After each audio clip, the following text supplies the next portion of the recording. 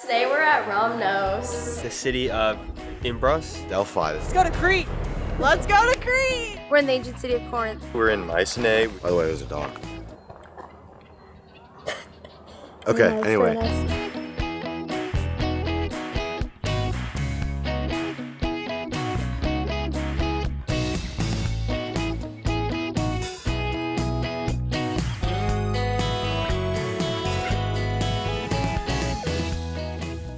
It was really cool to see the reconstruction and them trying to recreate these items, but also you have to realize that they're recreating the Parthenon from like a certain time period where there were lots of time periods where it was adjusted based off of what was happening at that time. The Parthenon has been reconstructed to its 5th century BCE appearance from the classical time period. Archaeologists had to determine which time period to preserve and display since the Parthenon was altered by many different groups. For example, it once served as a Christian church. It's cool to see what the archaeologists put together, and it's really cool to just see it up close in person. It was also beautiful to see the lake. Like how the different places of worship were all sort of together and how they would have come and worship and such.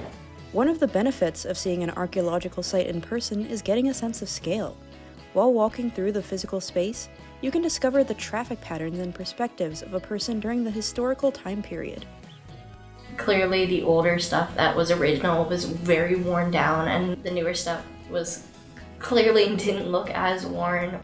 Some archaeologists aim to make the restorations blend in with the original materials, while others allow their work to stand out, visibly showing what is original and what is not. There was a restoration of one of the original sculptures that they had in the museum, which has what they think the pigment looked like based off of analyzing what pigment was left and what colors would have been suitable for the archaic time period. Reconstruction, this entire area was pretty much reconstructed by Roman Emperor Hadrian, so it's kind of cool to see how they were able to reconstruct their own time. In the modern day, we just talk more about religion, the religious aspects of just seeing how time periods flow together and how they evolve as time goes on.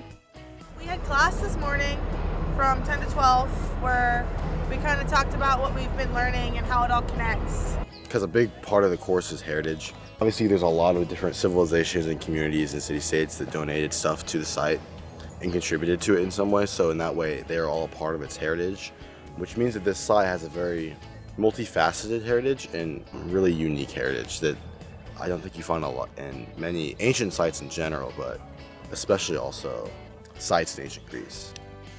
Many international countries stake their claim in Greek heritage in archaeological sites, though their success in this is a topic of debate. For example, even the United States of America claims American democracy is a direct descendant to Greek democracy, supposedly giving claim to the Agora, where democracy was practiced, as well as Marathon, a battle that resulted in the preservation of democracy. We've been learning a lot about the heritage. 2 days ago, we went to a little city and did a lot of cooking. And yesterday, we did a lot of ceramics. And yeah, just stuff about Greek heritage, really fun, enjoyed it all, really hands-on. One thing that I learned about was how a lot of times we were told that the Mycenaeans conquered the Minoans, but it was much more complicated than that, and there's a much more cultural exchange and more of the civilizations kind of melding together to form a new people instead of just conquest.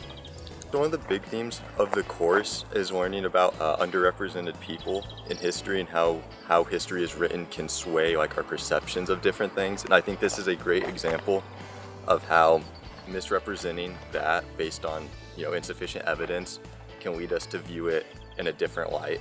Whereas instead of it just being constant war and battles, we can look at it as more of actual development of people and civilization as a whole.